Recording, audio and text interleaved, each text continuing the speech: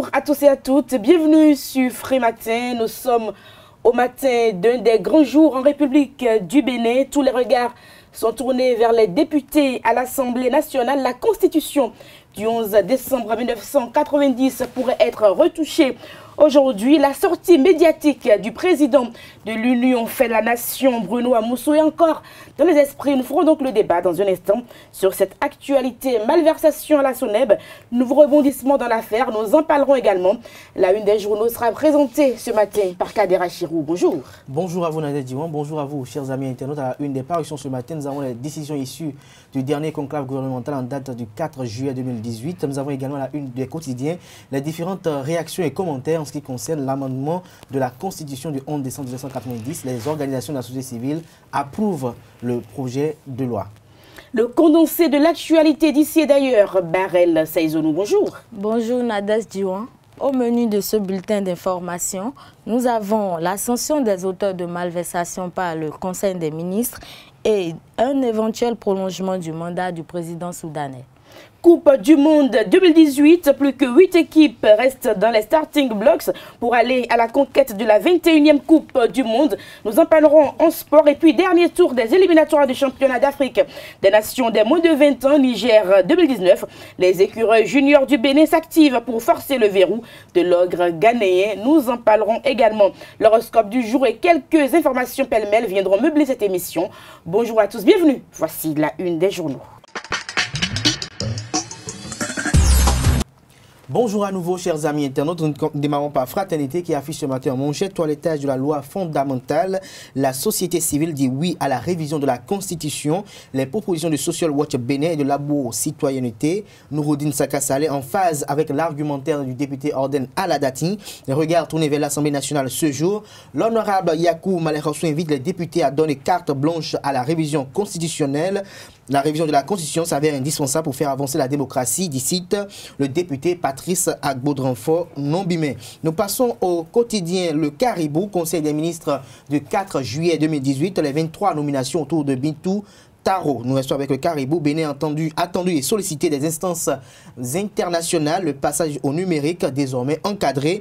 La HAC et l'ARCEP ont enfin de la matière. Nous restons à la une du Caribou. Sortie médiatique de Bruno Amoussou. D'autres canonniers pour assurer le service après-vente. La nation, mauvaise gestion, encore des malversations à la SONEB. Toujours avec le quotidien national d'information, révision de la Constitution, les regards tournés vers l'Assemblée nationale. Ce jour, la société civile invite au strict respect des points retenus. Nous passons au quotidien Monde 7 Info qui titre ce matin à la une pour une république désinfectée en toute souillure, de toute souillure, Fred Adriano Huenou plaide pour la révision de la Constitution. Toujours la une de Monde 7 Info, remise de site pour la construction de stade Omnisport. Oswald Omeki concrétise un rêve cher au président Patrice Talon. Grand Popo et Comé sélectionné pour la première phase de ce programme. L'indépendant détournement et fraude fiscale à la SONEB. Les anciens directeurs généraux Karim Assouma et Adrien Dossou bientôt en prison. Plus de 300 millions de francs CFA détournés. Toujours avec l'indépendant, construction de plusieurs stades Omnisport au Bénin. Patrice Talon tient une promesse électorale qui cloue le bec aux détracteurs. Le matinal, amendement proposé à la Constitution, l'accord de la société civile.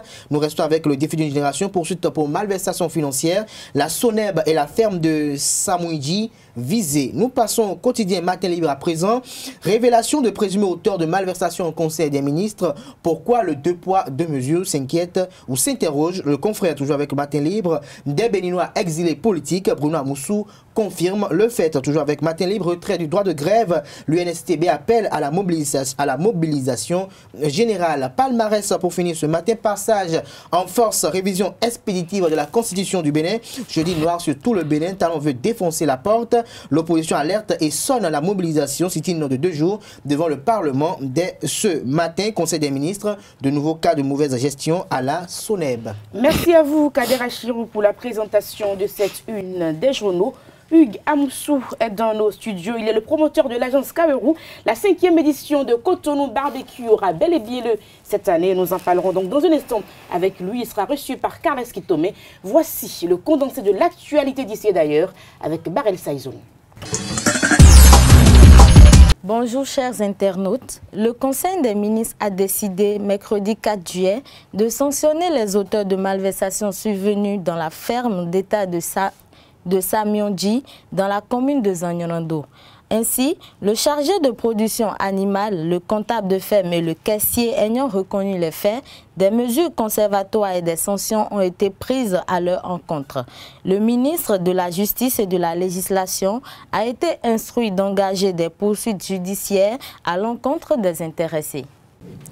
Dans cette ferme située dans la commune de Zanyonando, il a été signalé des cas multiples et suspects de mortalité des veaux.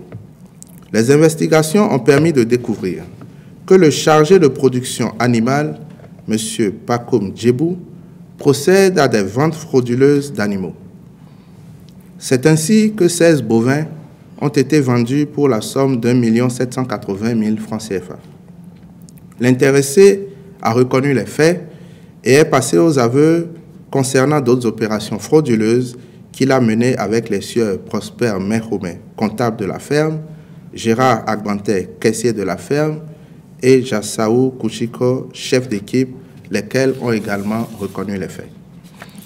Les opérations menées en fraude portent sur la vente de carcasses de bovins, l'affermage d'une partie du domaine à des transhumants et l'exploitation du bois d'œuvre de la ferme par un exploitant forestier, le tout contre rémunération. Le Conseil des ministres a pris acte de ce compte-rendu ainsi que des mesures conservatoires et des sanctions disciplinaires infligées aux mises en cause par le ministre de l'Agriculture, de l'Élevage et de la Pêche. À cet effet, le ministre de la Justice et de la Législation a été instruit d'engager les procédures judiciaires à l'encontre des intéressés. Le gouvernement saisit cette occasion pour réaffirmer sa détermination à œuvrer pour l'instauration d'une meilleure gouvernance à tous les niveaux, ainsi que la culture du respect des biens publics. La Confédération syndicale des travailleurs du Bénin, CSTB, invite les travailleurs et les populations à sortir massivement pour participer à un sitting couché de protestation qu'elle organise ce jeudi 5 juillet sur l'esplanade de l'Assemblée nationale à Porto Novo. L'objectif de ce sitting, entre autres, est de dire non à la révision de la Constitution, non à la vassalisation de l'Assemblée nationale, non aux lois scélérales votées, telles que celle du retrait du droit de grève aux travailleurs, non à l'interdiction de l'essence payeur, non à l'augmentation des tarifs sur les postes de péage et de pesage. L'examen du certificat d'études primaires session de juillet 2018 a pris fin hier. Les candidats ont affronté les épreuves sportives après les épreuves écrites qui se sont déroulées lundi et mardi. Sharon Sossou et Christian Thomaï Menan sont allés faire le constat. Voici leur reportage.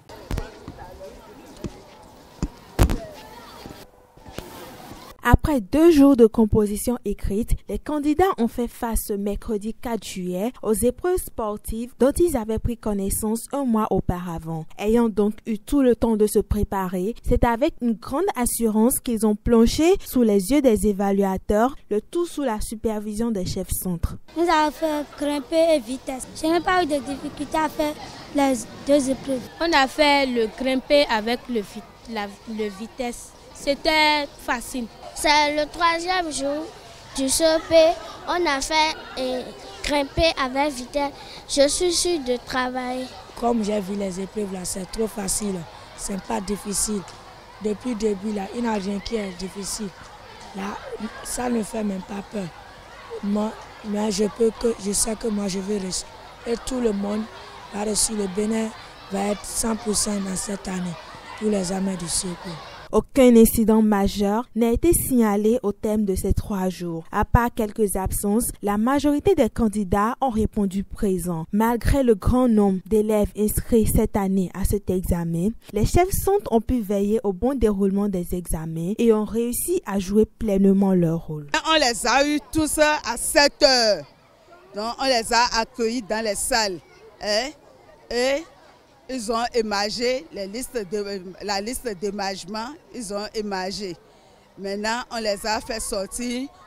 Ils ont fait un peu d'échauffement sur la cour avant qu'on ne commence même l'épreuve proprement dite. Moi-même, je travaillais avec eux. Je ne suis pas restée dans ma classe.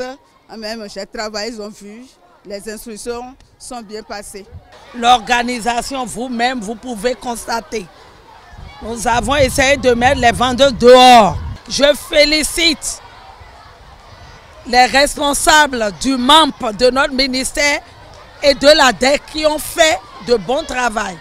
Parce que tout nous est parvenu au bon moment. Tout s'est donc bien déroulé dans la paix et la quiétude. Les candidats sont maintenant en vacances et seront fixés sur leur réel sort d'ici la fin du mois de juillet. L'Association des bouchers du Bénin appelle le gouvernement au secours face à une concurrence illégale dont sont victimes ses membres. C'était à travers une conférence de presse tenue ce mardi à la Bourse du Travail de Cotonou. Ils ont saisi l'occasion pour dénoncer les mauvaises conditions de conservation des produits par les vendeurs illégaux et pour réclamer de meilleures conditions de vie et de travail. Dans nos abattoirs, la situation hygiène et de conservation de la viande n'est pas reluisante. Si ce n'est pas une coupure d'électricité qui endommage la qualité de la viande, c'est le congélateur hors de la viande.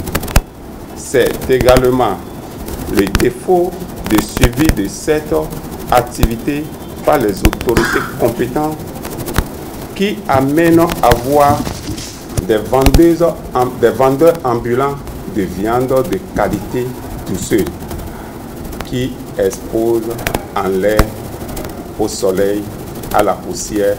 Nous sommes confrontés à beaucoup de problèmes. Par le passé, les bêtes nous étaient vendues à la pesée. Mais aujourd'hui, de tradition en tradition, cette pratique a disparu pour faire placer à la vente de la bête sur pied. Ainsi, la plupart des bouchers se retrouvent avec des dettes contractées auprès des institutions financières. Hors de nos frontières, le gouvernement vient de présenter au Parlement une loi qui étendrait le mandat du chef d'État soudanais, Salva Kiir, et également des députés. Et ce, sans avoir recours à des élections présidentielles rendues impossibles il y a 3 ans en raison de guerre civile. Mais pour le principal groupe armé d'opposition de Riek Machar, cette solution est illégale et contre-productive.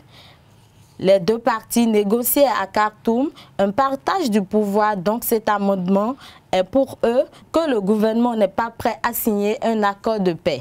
Rappelons que le mandat du président Salva Kiir s'achève le mois prochain et le texte devait être adopté d'ici la fin du mois. Le président iranien Hassan Rouhani était à Vienne hier où il a rencontré son homologue et chancelier autrichien Alexander Van der Bellen avant de se rendre à la Chambre de commerce pour échanger avec les milieux d'affaires. Les deux chefs d'État ont clairement affirmé que Vienne veut renforcer ses relations commerciales avec l'Iran. C'est la condition sine qua non pour que Téhéran reste dans l'accord sur le nucléaire iranien à Vienne il y a 3 ans. L'Iran et l'Autriche ont répété leur envie de maintenir l'accord de 2015 et ont montré que les efforts pour y arriver se poursuivent. C'est la fin de cette édition. Merci de nous avoir suivis. Merci à vous, Baril Saïzonou. La grande édition du journal est prévue pour 19 h sur ZAE TV. Nous passons au débat sur Free Matin. Juste après, ce sera l'invité. Le débat sur Free Matin, donc, comme je l'annonçais dans le sommaire, les regards sont tournés vers l'Assemblée nationale. La constitution du pays pourrait être retouchée ou révisée aujourd'hui. Kader Achiro. Oui, c'est une évidence que les regards soient tournés vers l'Assemblée nationale parce qu'à l'issue de l'adoption du projet d'amendement pour étude par la commission qui est en charge d'étudier les questions du genre, il était quand même évident qu'on puisse attendre que ce jeudi, on puisse statuer sur la question. Maintenant, je pense que pour une fois, les députés seront en phase avec la vision d'abord du chef de l'État, mais également la vision et les aspirations profondes du peuple béninois pour que véritablement... La vision, je n'ai pas compris cette partie-là. Les aspirations profondes du peuple béninois. Vous en savez quoi de nos aspirations profondes? Les aspirations profondes du peuple béninois, c'est de vivre... C'est de réviser la Constitution? Non, pas réviser la Constitution, on parle d'amendements. On parle d'amendements et je pense que tant que ces amendements ne sont pas en train de toucher les fondamentaux de cette Constitution, je pense qu'il n'y a pas encore péril dans la demeure. On n'a pas demandé encore de passer un mandat unique ou peut-être de prolonger le mandat.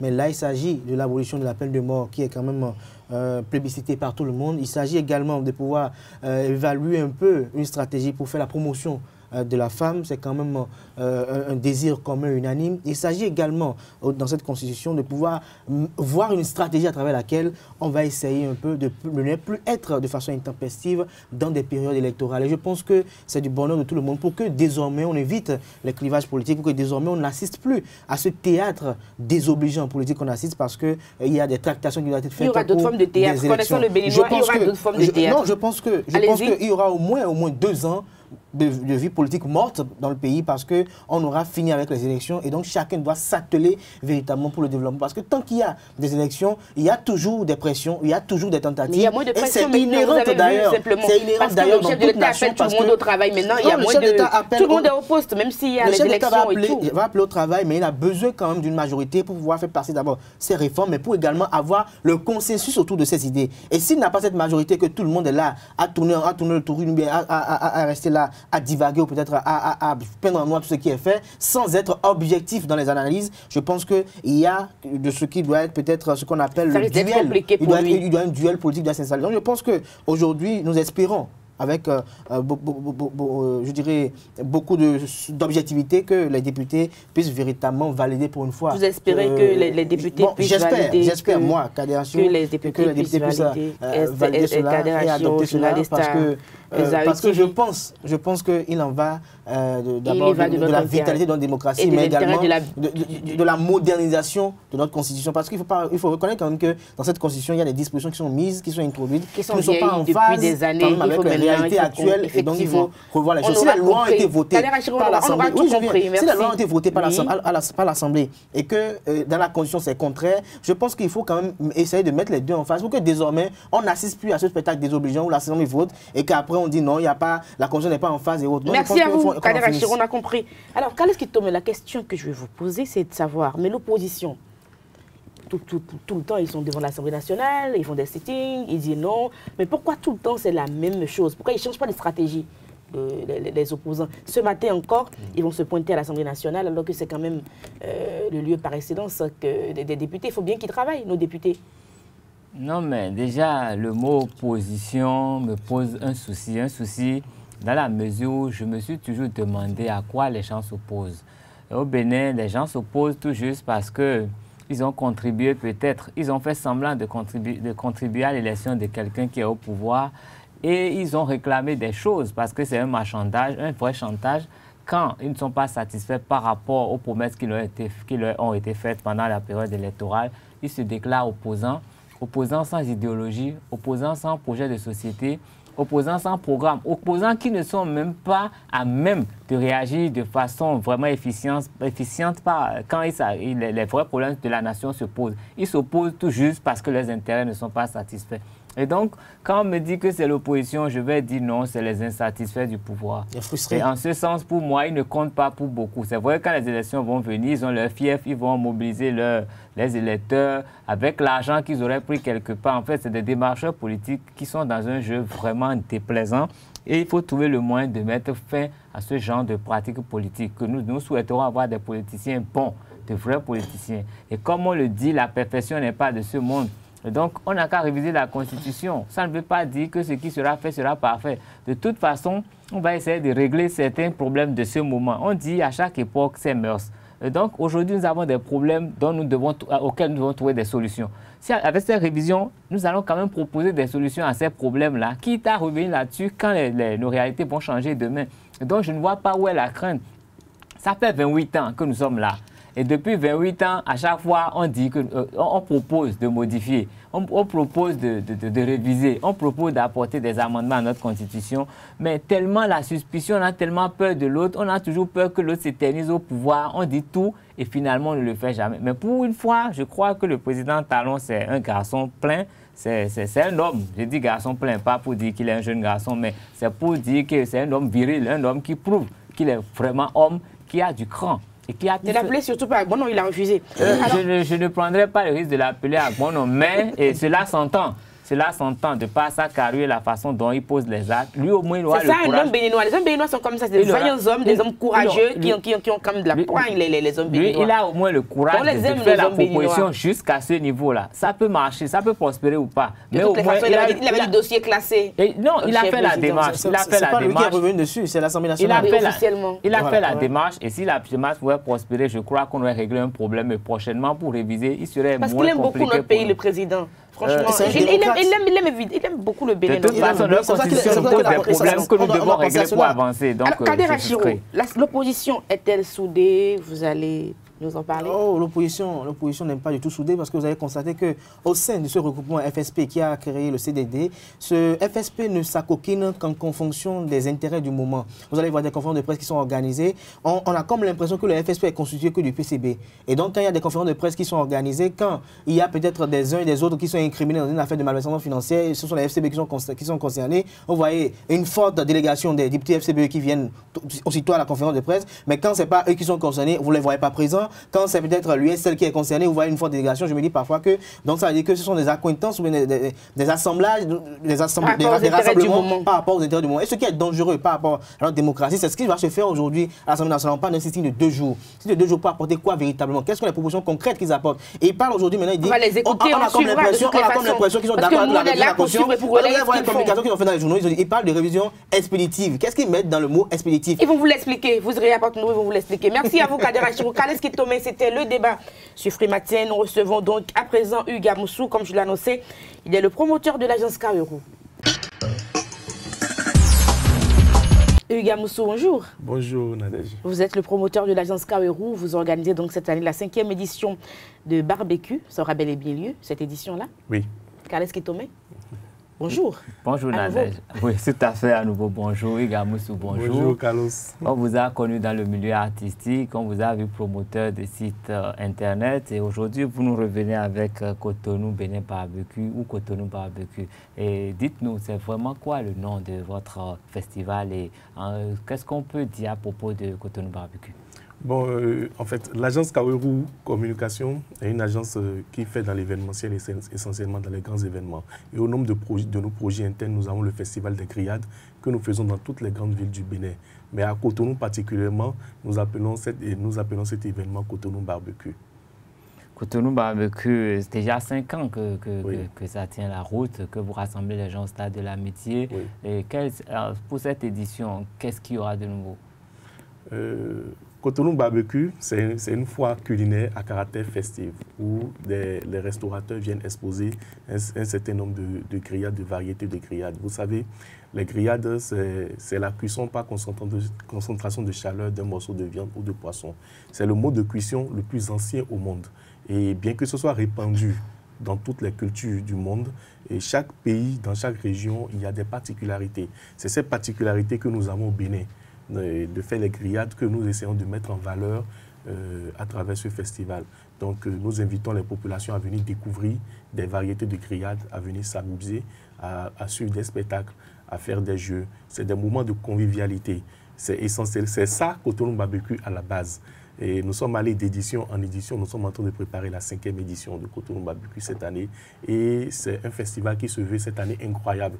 Incroyable de par l'organisation que nous sommes en train de mettre en place et incroyable de par le contenu que nous sommes en train d'offrir aux populations en termes de grillades, en termes de coûts, en termes de divertissement. Je vais être long si on va rentrer dans beaucoup de détails. Je conviens avec vous parce que je vous ai suivi avec conférence de presse et vous avez été vraiment prolixe à cette occasion. Oui, mais vous parlez d'art culinaire. Quelle garantie avons-nous par rapport à la qualité des repas qui seront servis pendant ces 10 jours, je crois bien?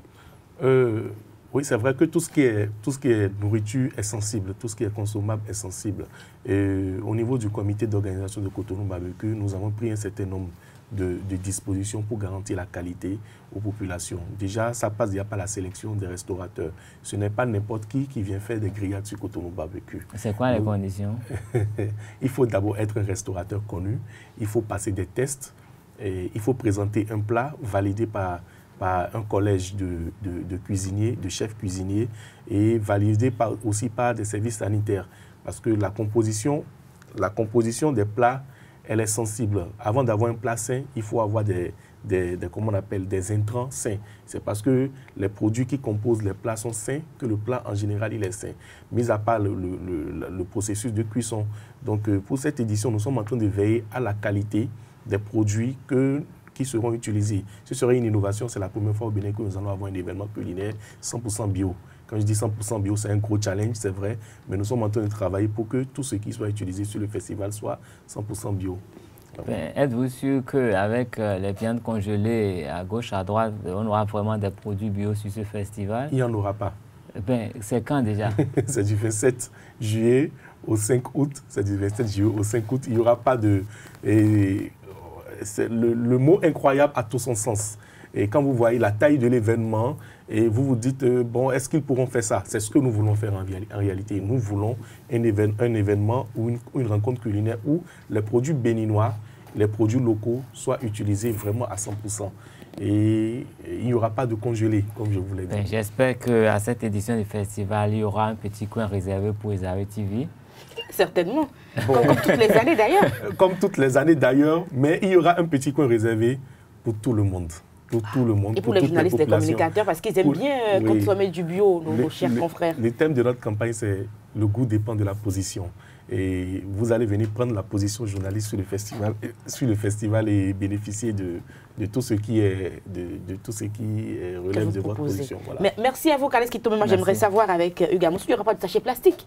Non. Parce que des personnes pourraient venir emporter, donc veiller à tout ça également. Oui. Pas de sachet plastique sur le site, ce serait déjà incroyable. Quelque chose de formidable, oui. Carlos n'est pas venu sur ces détails. Et effectivement, ça fait partie de l'une des dispositions que nous sommes en train de prendre. Il n'y aura pas de sachet plastique. Donc, Cotonou Barbecue sans sachet plastique. Sans sachet plastique, voilà. Sans emballage plastique. Tout ce qui serait utilisé serait biodégradable.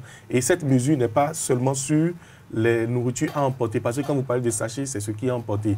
Même ce qui serait consommé sur le site du festival, c'est-à-dire le plateau dans lequel vous mangez, serait biodégradable ou ne serait pas du plastique, tout simplement. C'est un défi à relever. C'est un défi que nous avons déjà même relevé. Nous allons promener nos caméras un peu partout pour voir si ce défi sera relevé. Merci à vous, Hugues Amoussou. Carlos Kitome, merci à vous. Je rappelle que Hugues Amoussou est le promoteur de l'agence Kawerou qui organise donc à Cotonou la 5e édition de Cotonou Barbecue du côté du stade de l'Amitié pour 10 jours à partir de 27 juillet, à partir du vendredi 27 juillet. À partir du vendredi 27 juillet. Merci à vous, 27 juillet 2018.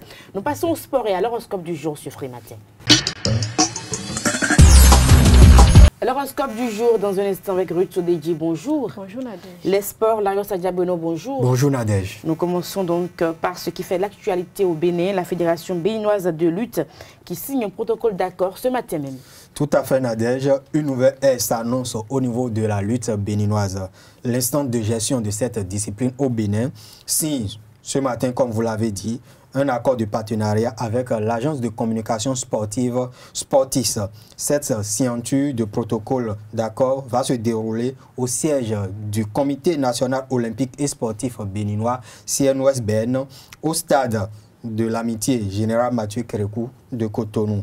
Selon les clauses du contrat, l'agence pourra organiser des compétitions de lutte spectacle.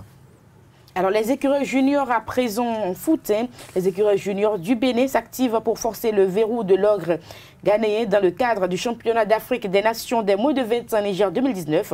Une équipe de la rédaction sportive a assisté donc à leur séance d'entraînement. C'était hier au stade de l'Amitié, au stade René Pleven de Cotonou. Tout à fait, effectivement, Nadège. L'encadrement technique des écureuils s'attelle à corriger les imperfections observées au niveau de l'équipe et huiler davantage les automatismes afin d'aller jouer le match aller comptant pour le dernier tour préliminaire, le dernier tour des éliminatoires, bien sûr, des éliminatoires de la CAN U20 Niger 2019. Et pour mieux évaluer le travail abattu depuis le lendemain de la qualification à ce tour. Les écureuils jouent en amical retour les Panthères de Gabon le week-end prochain. À la fin de la séance d'entraînement d'hier, mercredi 4 juillet 2018, nous avons tendu notre micro au sélectionneur national Valère Ouandine. Aujourd'hui, vous savez bien que la FIFA même a dit football sans but, ce n'est pas du football. Donc si on joue aujourd'hui, c'est pour marquer des buts. Donc tout le monde, toutes les équipes, tu vas voir plusieurs équipes maintenant. Et tu viens de constater ce matin que moi j'ai travaillé devant les buts. Parce que tu peux jouer, on joue un match, finalement on va dire l'équipe a bien joué mais sans marquer de but. Donc ce n'est plus du football. Donc la plupart des équipes maintenant se sentent, ils travaillent et marquer de buts. Bon, même si on joue en bloc et on joue en contre-attaque, on doit toujours chercher à marquer. C'est pourquoi il y a beaucoup de buts dans la compétition.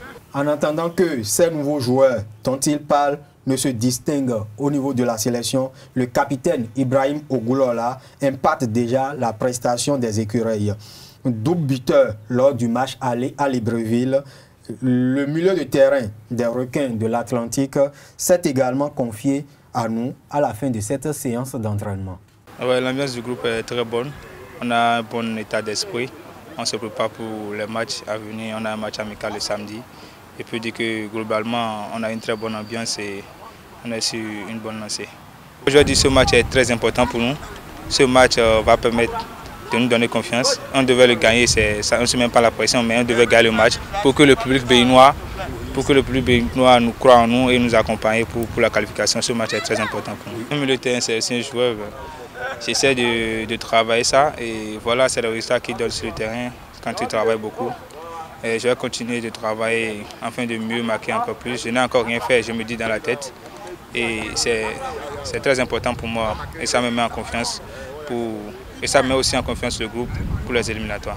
Coupe du Monde 2018, à présent, les quarts de finale de cette édition démarrent donc demain vendredi. Le temps donc de revenir sur quelques chiffres du mondial russe après les 8e. Et c'est cela même, Nadège. D'abord, 2 560 000, c'est l'affluence totale de spectateurs qui ont assisté au match du mondial avant d'aborder les quarts de finale. Le record est détenu par le mondial 1994 aux États-Unis, 3,59 millions de supporters, suivi par le mondial brésilien 2014, 3,46 millions de spectateurs. 146, c'est le nombre de buts marqués en Russie en 55 matchs joués. La Coupe du Monde russe est la 5e, la plus prolifique en buts de l'histoire, alors que les quarts de finale n'ont pas encore débuté. Oui, débuté. Le record est détenu, le record de buts en Coupe du Monde est détenu par les mondiaux 1998 et 2014 avec 171 buts inscrits. Avec 171 buts inscrits. Et il faut, comme dernier chiffre ce matin, 28 pénaltys sifflés, dont 21 transformés. C'est le nombre de pénaltys, comme je le disais, le nombre de pénaltys sifflés. Jusque-là, cette Coupe du Monde. Dans ce mondial russe, le record de la compétition, alors qu'on n'a pas encore commencé les quarts de finale. C'est que la Coupe du Monde, la 21e édition de la plus grande messe du football mondial en Russie, est un mondial à record. Spécial. Nous allons suivre le consultant Valère Ouandine. Il parle justement de cette attaque prolifique qu'on observe lors de cette édition de la Coupe du Monde. Vous savez, il faut jouer les matchs pour voir l'équipe, pour voir ce que tu peux corriger. Donc ce qui a manqué à l'équipe, je le sais et j'ai vu, c'est une bonne chose. Donc on est rentré, on est en train d'essayer de corriger ce qui s'est passé à Libreville. Et c'est une bonne chose aussi qu'on doit jouer le match retour contre la même équipe du Gabon ici, samedi. Donc là, on va essayer de corriger ce qui n'a pas été, ce qui ne va pas à Libreville et voir comment on peut revenir au score. Et bon, on a joué, ils nous ont gagné là-bas 3-2. Et bon, c'est notre tour maintenant de corriger ce qu'on doit corriger et gagner le match. C'est en gagnant ce match que ça va oser le moral des joueurs, le public, tout le monde, pour que les gens peuvent avoir confiance en nous pour notre match aller au Ghana. Il y a des nouvelles têtes dedans que je suis en train de voir. Donc j'ai déjà mon équipe, j'ai déjà mon effectif. Mais il y a un joueur béninois qui peut faire l'affaire, je vais le voir. Peut-être qu'il va avoir sa place aussi dans l'équipe. Même si ce n'est pas maintenant, bon, dans le futur. Mais il y a d'autres joueurs qui sont de nouvelles têtes ils ont confirmé déjà. Et je les ai amenés au Gabon. Ils ont joué quelques minutes et puis j'ai vu quelque chose de positif d'eux et que je peux travailler avec. Donc ils sont dans l'effectif. Merci donc à Valère Rondinou, consultant de Zawi TV par rapport à la Coupe du Monde 2018 qui continue de battre son plein du côté de la Russie. Les matchs reprennent donc demain vendredi. Bonne chance à toutes les autres équipes qui sont encore en compétition. Merci à vous, Larios Adjagbenon. Merci à vous également et bonne journée à nos amis internautes. Nous passons aux prévisions astrologiques avec Ruth Odeji. Mesdames et messieurs, amis internautes, bonjour.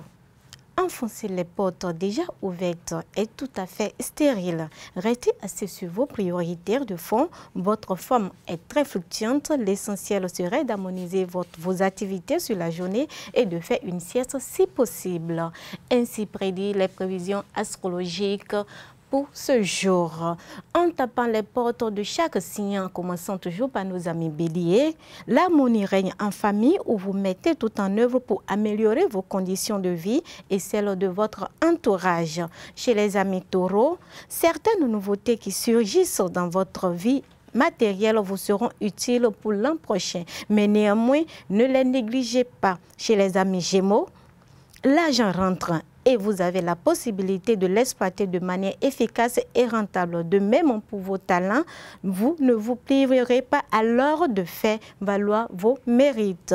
Chez les amis cancer, on aura besoin de vous, chers amis cancer. C'est le moment de vous consacrer à un problème et vous en viendrez certainement à bout. Chez les amis lions, les rois de la forêt, aujourd'hui, c'est dans une tornade d'action en tout genre que vous trouverez le moyen de simplifier votre vie matérielle. Ne prenez pas trop la tête, elle vous sera certainement bénéfique. Amis vierges, le travail d'équipe aura l'avantage et vous permettra d'avancer avec entrain et vos ambitions professionnelles porteront de fruits. Chez les balances, exprimez votre point de vue, parlez de ce que vous pensez fondamentalement, ce sera nécessaire pour votre journée. Chez les scorpions, des éléments pratiques vous empêchent de vous consacrer à vos dessins personnels. Le quotidien sera prenant. Amis sagittaires, à présent, vous serez plus têteux que vous ne le décriez dans les formes laissées du texte si vous devez négocier les marchés. Chez les capricornes, à présent, les idées techniques seront favorables à vos finances. C'est le moment de parfaire les choses dans les détails. Chez les Verseaux, des ouvertures providentielles vont se présenter aujourd'hui si vous cherchez à changer votre situation professionnelle. Et pour les poissons, une consistance providentielle vient spontanément à vous. Vous aurez une chance insolente aujourd'hui. Amis internautes, ainsi prend fin la prévision du jour. Passez une agréable journée. C'est la fin de votre émission matinale Free Matin que nous avons eu du plaisir à vous présenter. Portez-vous bien. À demain pour un autre numéro. Au revoir.